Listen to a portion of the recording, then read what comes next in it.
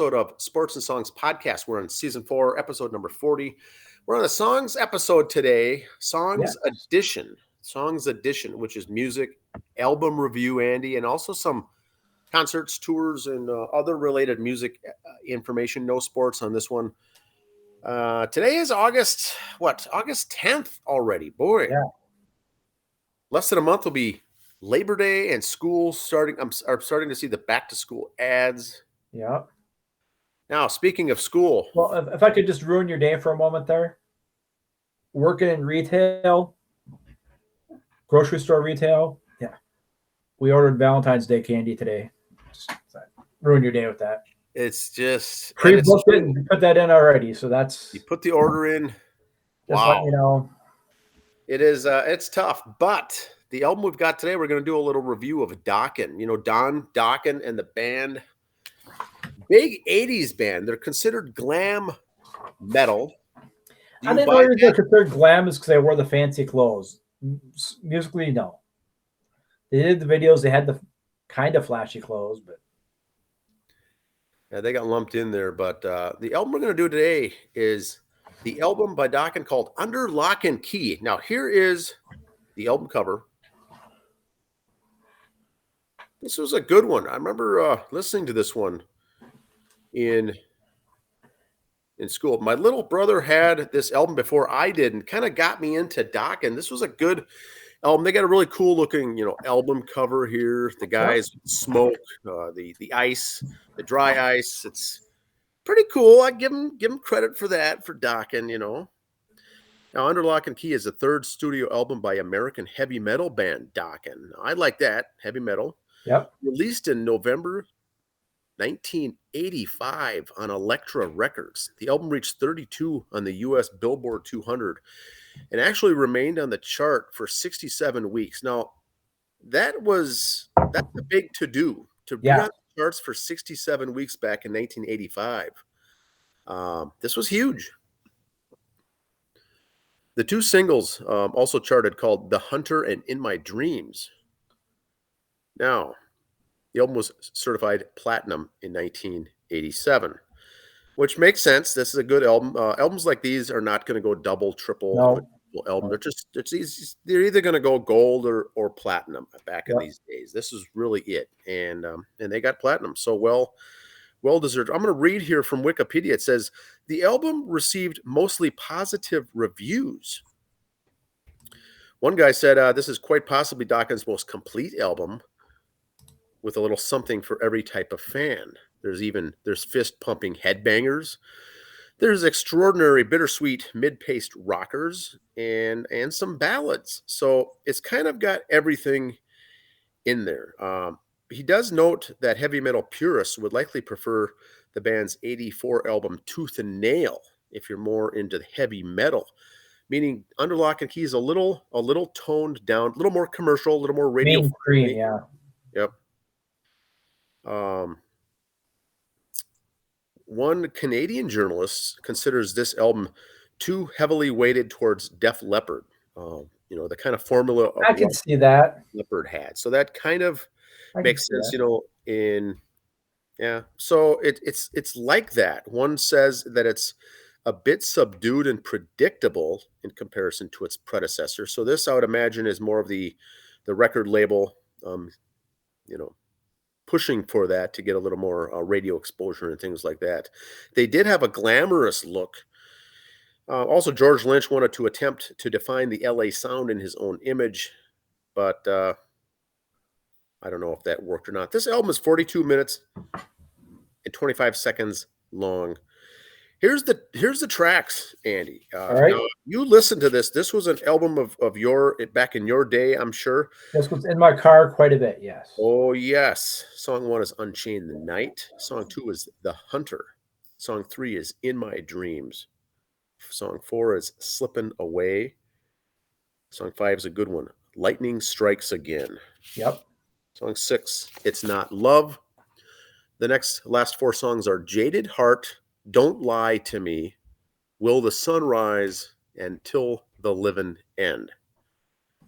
So what they did, Andy, had a nice 10-song album, straightforward. had 3 releases. They released The Hunter in December of '85.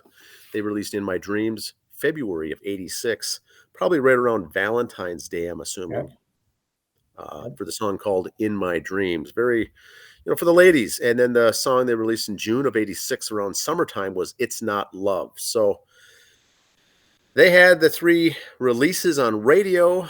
I don't know if they had much airplay or not. MTV was big around that time. So here's the personnel for those not familiar with Dokken. Don Dokken, lead vocals, Don Dokken. George Lynch, guitars. Jeff Pilson on bass, and Wild Mick Brown on drums. What are your thoughts on the personnel here with this group? Dokken was one of those bands, even back in the day then, you could tell, even as a little teenager just getting into music, that these 4 didn't get along. Okay. You could kind of just tell in the videos, or even David Lee Roth and Eddie Van Halen could fake it in a video that they were friends. These guys could not even do that. They got along for the money for concerts and videos. They would be together, but you can just tell there was tension there. George Lynch, very good guitarist. Just ask him; he'll tell you. Jeff Pilson, thought he was a great bass player and a good singer. Just ask him. Don Dokken thinks he's was a great writer. Just ask him. Now, not saying they haven't all outgrown that, but they all kind of had a little chip, in my opinion, at the time. And Mick Brown was just a drummer. He was just Wild Mick Brown. Life goes on. But Don and George kind of butted heads, and Jeff Pilson, I think, kind of stirred the pot a little, because he kind of, hey, wait, I'm talented too. Here you got a very talented bass player, but you got the egos of George Lynch and Don Dokken there. You get lost in the shuffle. Lynch, as we know now, we've mentioned on the show, he's done stuff with Michael Sweet from Stryper. So obviously he's grown up and settled down a bit. Mick Brown's still doing his thing. Jeff Pilson's in Foreigner right now. So, they've all moved on. Don Dokken's got more stuff coming out now we'll talk about later.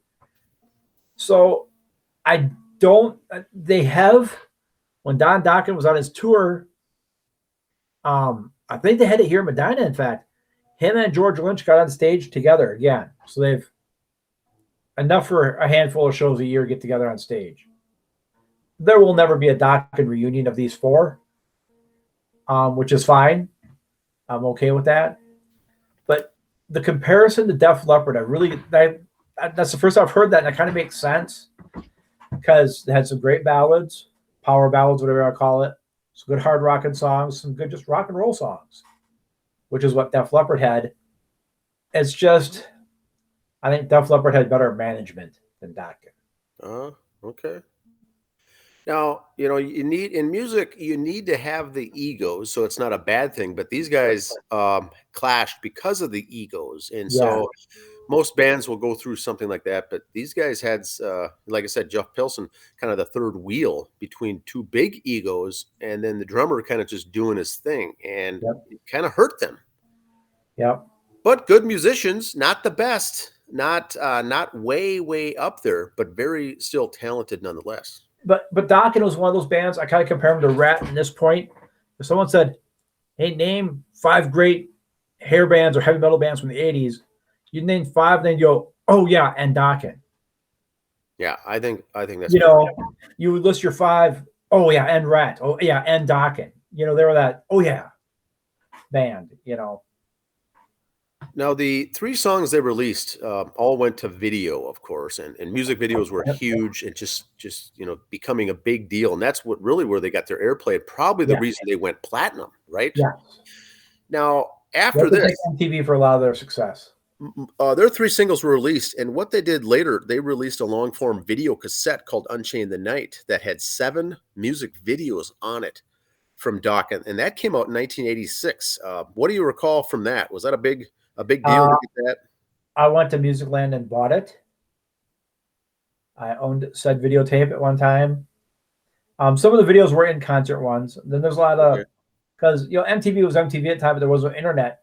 So the reason these videos went so popular for people like me is You got the behind the curtain talk and behind curtain interview with the guys. What do they really do backstage or in the hotel rooms? Yes, they didn't show them destroying them, but just sitting around eating pizza, drinking beer or pop or whatever. It's like being real people.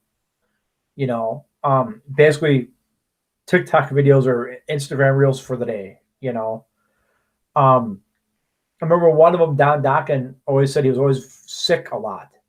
He always felt sick afterwards because just drained and everything else. So he's always kind of stayed in his room. So I don't know if people took that as an ego thing or not at the time, And of course, Oh yeah, it may have come off that way, sure. Right. So, and George Lynch was more outgoing, and Jeff Pilson was outgoing, so they maybe kind of took to that. I don't know. Pilson's a fairly decent singer. He's done some solo stuff, so maybe he always thought he could take over singing if something ever happened to him. Kind of thought he was the next heir apparent or whatever. But I still respect all their work they did. I would love to. I mean, I didn't go see them at Medina. Sorry, guys, nothing personal, but I'd have no problem seeing them again. Yeah, I've never seen them live. I've never seen them, but I would like to see them if they came again. That's what I meant. Now, do you know that this video collection, this Unchained the Night, actually was certified, the collection was certified gold. It went gold for sales. Yep. Now, that is very good. These guys, timing was everything, right? Timing it fell kind of into their lap. The It's Not Love video was really cool because at the time, again, 85, videos were just kind of starting to, a little more than just the in-concert type videos. They were an in-concert video, if you will, but they were on the back of a semi-truck going through Los Angeles. So that was pretty neat. Something different. Yes, it's staged, but now you're driving through the streets. So I'm gonna have to go back and watch some of those because I didn't know. In My Dreams was a great video too. Their videos were really top notch. They had the three that were released as videos, and the VHS featured 4 additional songs: "Into the Fire," "Just Got Lucky," "Breaking the Chains," and "Alone Again." So that's a pretty good collection. "Just Got Lucky" is my favorite song on that tape. That's great. "Just Got Lucky" is my favorite song on that videotape. Okay. So highly recommend to go see that one too. I might have to throw that in the old VCR player or look it up on YouTube perhaps. But that's all I've got for the album review. It's one of those you pop in and you realize how good the music was, but it's not an album I'd search out and say, hey, I really want to listen to this weekend. Right. But if you come across it, you're like, oh, God, I forgot about this one. I agree. All right. So I'm bringing up your promotional stuff. Yes, we're loading right now. Ta-da! Don Dokken's got a new one out. Oh, nice.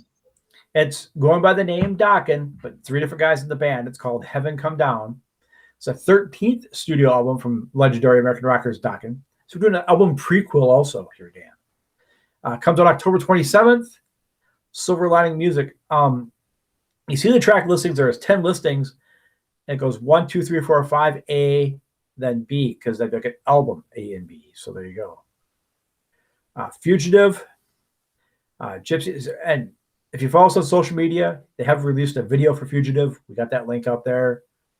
You're all big kids. You can look it up on YouTube as well. Great song, very Dokken sounding. I'll just put it that way. Very Dokken sounding. Okay. What did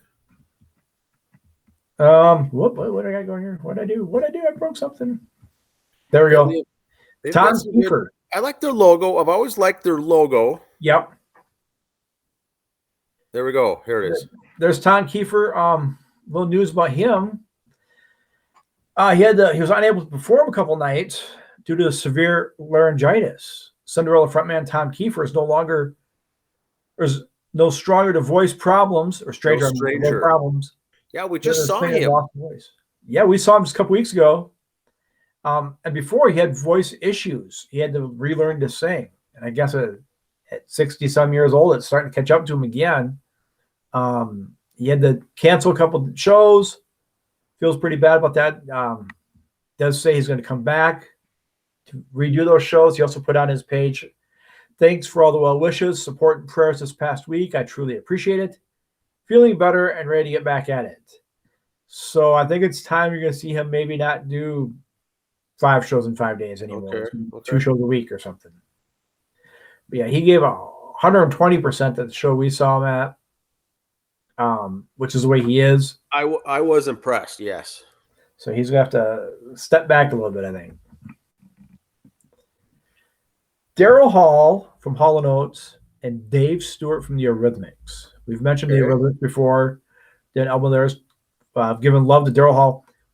Live from Daryl's house. You can see that on YouTube. He's had Dave Stewart on there once before. The reason I bring this up is Daryl Hall is working on a new solo album with Dave Stewart on guitar. So that should be a very cool one. Keep your eyes and ears open for that one. Okay. And again, if you're on your YouTube machine, Live from Daryl's house is always a great search to look for. Hailstorm, focusing on a new album in the fall of 23 after the European tour. So if you're a Hailstorm fan, get ready for a new album coming out there. Lita Ford is working on a new album for March of 2024 release. Yes. She's winding up her tour. She was in Sturgis, I believe, too. Pretty sure she had no problem getting a date in Sturgis. Yes. Guns N' Roses has a new single coming out this week, probably tomorrow, they're saying. So keep your eyes on the social media for that and on your Spotify and your YouTube for that to come out. That's a picture of the grandstand at the State Fair, Dan, because it's that time of year again to mention the grandstand shows. Coming up. We are not going to mention all of them, just ones of people that might be in our wheelhouse here that we follow. The Happy Together Tour, which is, it's all the hippie songs. They're all fun songs. We have all heard them on the radio and like it. If you get tickets to it, it wouldn't be a bad show to go see. Sure. Brandi Carlile with special guest Winona Judd. Oh, how Winona's fallen to an opening act now. That means this gal must be pretty good if you got Winona opening up for you. Oh, yes. $200 for a seat at the State Fair. That's wrong. Yeah, that's... You shouldn't charge $50 for a State Fair seat, for God's sake. But that's for a soapbox for another day. Speaking of outrageous prices, Duran Duran is going to be playing there. $200 you want to set up close to see those four. The Liney Lodge, it's the band show over there. These are kind of free shows. The Bacon Brothers, that's Kevin Bacon, the actor, and his brother. Okay. And Meatloaf Tribute Band, September 1st and 2nd. And Soul Asylum, local boys, playing the 3rd and 4th. Nice. Medina, Thunderstruck, day after the birthday show. There will be live reports and pictures. Okay, no live reports. Who am I kidding? There'll be pictures that weekend. You will have a full review after that, I'm sure. Yes. Yes. Lisa from the commissary and I are going, so. Free Falling, a Tom Petty experience. Listen to Her Heart 2023 tour. So they'll be there October 14th, the day after. I wonder if one of them will get the room I was in the night before. That'd be kind of cool. Yes. Could be. The Rolling Stoners and Zed Zeppelin. I've been practicing all day saying that without screwing it up. I did it. Nice. Saturday, October 28th. Def Legend with friends of the show, along with more friends of the show, Heartless, opening up. November 3rd. Oh, great show. Yes. Yeah, that should be a good one. Motley Six playing at Nordic Brew with Hellion, November 11th. Yeah, they played there for Cinco de Mayo this year. Yep, and they're coming back. November 1-1. That's a great, small, intimate venue if you get a chance to go up there. 11/11/23. Shedfest in Champlin. A Bon Jovi tribute band called Slippery When Wet will be there. So if you're in the Champlin area, there you go. Oh, and it's in the Public Works Yard. Great. Yeah. So it'd be perfect. $15 up till September 22nd. Then that day, it will be $20 to get it. Argyle Eyes are playing in St. Michael August 12th. That's not this Saturday. That's a typo there, but August 12th will be there. And that, sir, is what I have. There's also some other tidbits. A lot of bands, like we've said before, have new stuff coming out on Spotify, not albums per se. So yeah, good time of the year. Outdoor music is popular. State fairs coming up. Bars are still having bands outside. Go see them and support them. Good time of the year for that. Some of these new albums too. You know, Dokken's been around a while. They got something new. You had mentioned was it George Lynch Mob, or who else? Well, George Lynch and Michael Sweet had Michael Sweet, they did an album together. Jeff Pilson's out touring with Foreigner. So these aging rockers just keep going, you know. Right. But you see, they're doing it smart because, unlike Tom Kiefer, they play a couple times a week, 4 times a month. They're not trying to pound in 50 shows in 55 days. Yeah, Kiefer is a full, energetic guy giving his all like a 22-year-old kid, and he's in his mid-60s. Yeah. I mean, I saw a video when he left Medina, someone like helping him walk out. He was just I think he just got 15 rounds with Joe Louis, you know. It's reason why he's one of our heroes, though, too. And, you know, that's the type of show you have no problem paying 30, 40, 50 bucks for. You know, when they're putting out, they're not, okay, I'm going to say it. And if we lose people for this, I'm sorry. Johnny Home. I know people went and saw him at Carver County Fair the other day. He comes up for the first song, leaves, comes back up for the last 2. But everybody else says, oh, I got to go see Johnny Home. He did 2, 3 songs. You know. Well, that's fair. Yeah, he's a great talent, but change the name of the show is what Johnny sells, Home. And then he can phase himself out of it with new singers, and it still works, but it's not going to be for everyone. Right. You're not going to like that. So right. So be careful on some of these bands when you'll see them. And like we said before, some of these other things we're showing now, like, okay, Tom Kiefer is still going. It's not like, I remember when they started having the casino bands, like the Four Tops would play at a casino. But there was no original members of the Four Tops in there anymore. It was just 4 totally different guys. It's just, oh, this guy filled in when so-and-so left. Then another guy left and another guy came in. So they all kind of merged into the band. But it's not the Four Tops you heard on those records back in the 60s. At least these bands, okay, Foreigner's an exception. You know, Mick Jones is the only guy left in there. It's the original. He pissed everybody else off and they left. But most of these bands are still at least a couple guys in there. Yeah. Quiet Riot, I think, has Rudy Sarzo came back as the bass player. So you got one of the original 4 in there. It's not really Quiet Riot anymore. You know, but so when you see the cover of the book, who's playing, folks? Double check who the band members are first. Read the fine print. That's sure your homework. Sound the same. I'm sure it'll be a great experience, but it's typically not the same group. So yeah, I mean, and we cover the cover bands here, but basically, if you're going to see Quiet Riot and Rudy Sarzo, the bass player is the only one left, you're going to see a Quiet Riot tribute band. And that's not a rip on tribute bands. I'm just saying, when you're, it is what it is. And you got so many people out there, but anything else note for our diehard viewers that we noticed today? This is episode 40. Next week is episode 39. Bryce and Kevin, our interns, numbered them wrong. We recorded number 39 earlier this week for next week because we're out of town. So it's a show in the can, as we call it. We flipped them around, but we'll be back in 2 weeks with regular show and wrapping up another year here. We got 12 episodes left, and we'll be in season 5 here around Thanksgiving time. I'll have to have a big 5th birthday party sometime. Yes.